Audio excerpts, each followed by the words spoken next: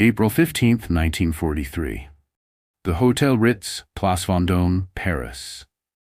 The crystal chandeliers threw fractured light across the marble floor as Countess André de Jaume adjusted the emerald brooch at her throat. Her reflection in the gilded mirror showed a woman of 43 who could pass for 30, auburn hair swept into an elaborate coiffure, lips painted the precise shade of arterial red that German officers seemed to find irresistible.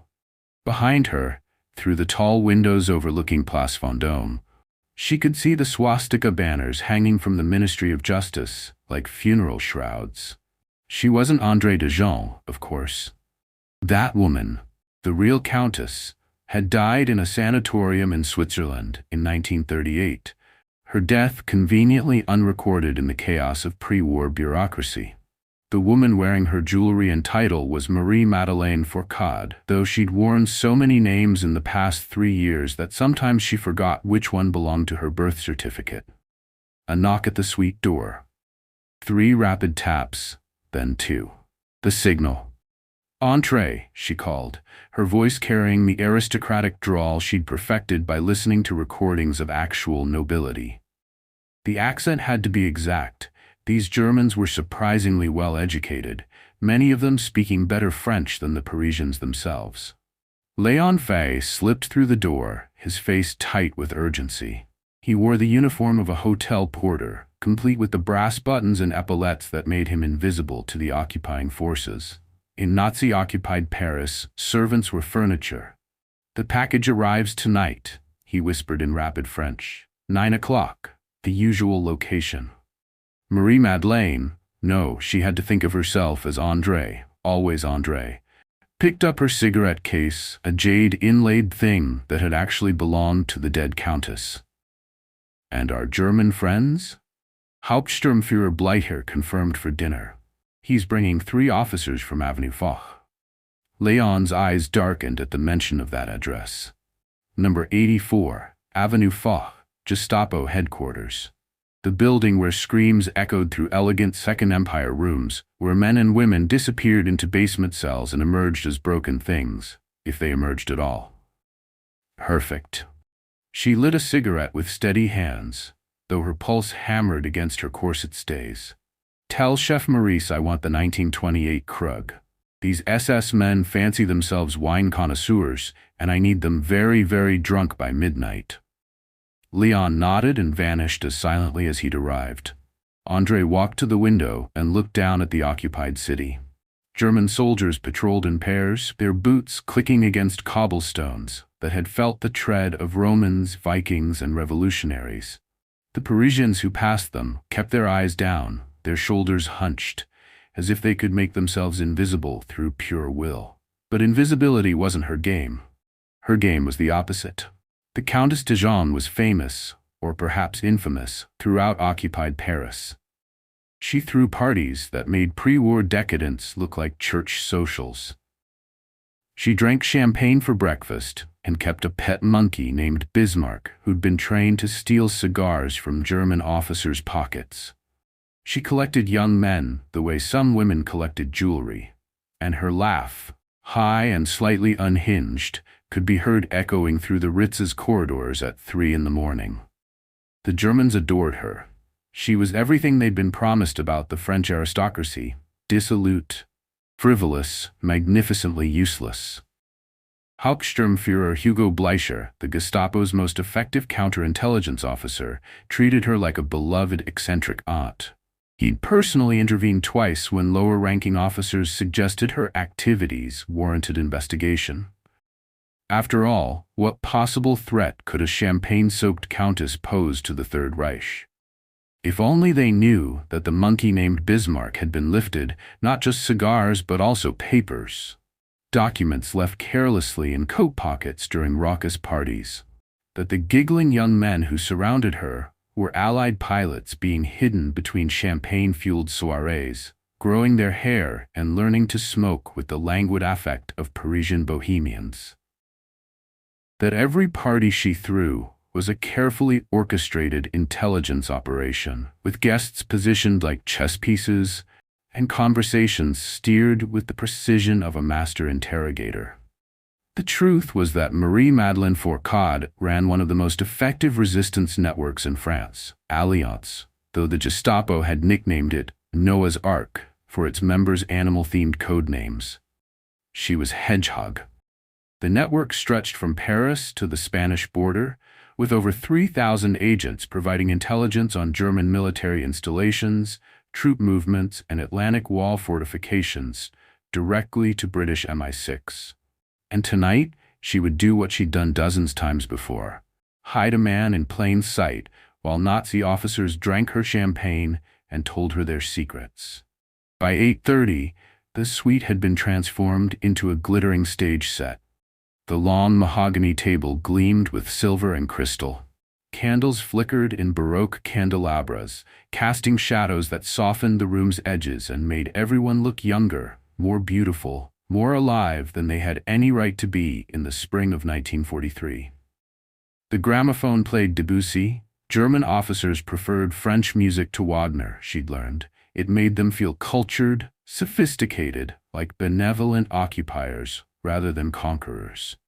She'd changed into the midnight blue gown and added a rope of pearls that cascaded down to her waist. Too much jewelry, really, but the Countess always wore too much of everything. That was the point. She was a caricature, a cartoon of aristocratic excess, and cartoons weren't dangerous. The first guests arrived at 9. Hauptsturmführer Hugo Bleicher swept in with 3 other officers, all in dress uniforms, all decorated with ribbons and iron crosses that represented horrors André preferred not to imagine. Bleicher was 41, handsome in that severe Prussian way, with eyes that missed nothing. He'd dismantled 17 resistance networks in the past year alone. He was brilliant, ruthless, and he kissed her hand like she was the Queen of France. "Countess," he said in perfect French, "you look absolutely devastating." "Hugo, darling." She let her voice rise to that particular pitch she used, slightly shrill, slightly breathless, the sound of a woman who'd already had 3 glasses of champagne even though her first sip was still minutes away. "I'm so glad you could come. I've been absolutely dying of boredom. I swear, if I have to spend another evening with Madame Beaumont discussing her ridiculous Pekingese, I shall throw myself into the Seine." Bleicher laughed, genuinely amused. This was what he expected from her. Theatrical complaints about trivial matters, a world where dogs and dinner parties were the only concerns worth mentioning. She introduced him to the other guests who'd already assembled. 2 actual French collaborators whose presence gave her access to certain circles, a Swiss banker who was genuinely neutral and genuinely dull, and 3 young men who were supposedly artists from the left bank, but who moved with a stiffness that suggested recent military training. At 9:15 there was a commotion at the door. Léon appeared, supporting a young man who swayed dramatically, his face flushed, his collar askew. The young man was singing badly, a bawdy song about a farmer's daughter. "Countess," Léon said with perfect exasperation, "your cousin has arrived. From Lyon. He's had rather a lot to drink on the train." André clapped her hands together in delight, the picture of an indulgent relative confronting a wayward family member. "Jean-Pierre, you absolute disaster." She rushed forward, steadying the young man. Wing Commander James Hartley, though she'd only ever know him as the package, as the 23rd pilot she'd smuggled through Paris. "Gentlemen, I apologize. My cousin has no head for wine whatsoever. Jean-Pierre, darling, these are my friends. Try not to embarrass me further." Hartley, Jean-Pierre, mumbled something incomprehensible and allowed himself to be guided to a chair at the far end of the table, where he immediately laid his head down on the tablecloth. The German officers barely glanced at him. A drunk Frenchman at a Parisian party was scenery, as unremarkable as wallpaper. Dinner was a performance that would have exhausted a theater troupe. André flitted from guest to guest like a hummingbird, never staying in one place long enough for any conversation to develop depth. She interrupted serious discussions with absurd non sequiturs, laughed too loudly at mediocre jokes, and made certain that wine glasses were refilled the moment they approached half empty. She told a rambling story about a pre-war trip to Monte Carlo that may or may not have been true, complete with impersonations of various European royals that had the Germans roaring with laughter. Meanwhile, Bismarck the monkey, actually trained by a circus performer who joined the resistance, performed his tricks. He scampered across the table, plucked cigars from pockets, and at one point made off with Bleicher's cap, wearing it at a jaunty angle while the officers applauded. When Bleicher retrieved his cap 10 minutes later, he didn't notice that the folded requisition order he'd tucked inside it had vanished, passed through a chain of hands to a photographer in the kitchen who would spend the next hour documenting it before it was replaced. By 11 o'clock, the party had reached that perfect pitch of intoxication where secrets began to slip out like water through cupped hands. Obersturmführer Klaus Brenner, flushed with wine and triumph, mentioned that the new U-boat pens at Saint-Nazaire would be operational by May 15th. Sturmbannführer Otto Dietrich complained about troop movements to the Eastern Front, about divisions being pulled from France to replace losses at Kursk. They spoke freely because the Countess was harmless, because she was too scattered to remember anything she heard, because she was already interrupting Dietrich to ask if he'd ever met Hitler and whether the Führer was truly as magnetic as they said. At midnight, as planned, a fight erupted. Two of the artists began arguing loudly about Picasso, their voices rising until they were shouting. André shrieked with delighted horror, rushing between them, making everything worse in her attempts to make peace. In the chaos, Jean-Pierre Hartley was helped from the room by Léon, supposedly to sleep off his drunkenness in a guest room. In reality, he was being moved to a hidden chamber behind a false wall, where he'd spend the next 3 days before being passed south to another safe house, then another, until he crossed the Pyrenees into Spain and freedom. The party continued until 3 in the morning. When the Germans finally left, Bleicher kissed André's hand once more and thanked her for a wonderful evening. "You are a treasure, Countess," he said, "a reminder that not everything beautiful about France has been destroyed by this war." She smiled and waved from the doorway, playing her part until the last possible second. Only when the elevator doors closed did she allow her face to collapse, the mask sliding away to reveal the exhaustion beneath. Léon appeared beside her, and together they walked back into the suite where the remains of the party lay scattered like battlefield debris. "The photographs?"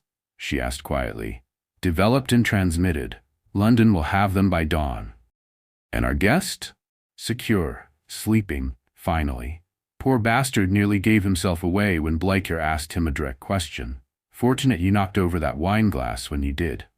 André nodded, suddenly feeling every one of her 43 years.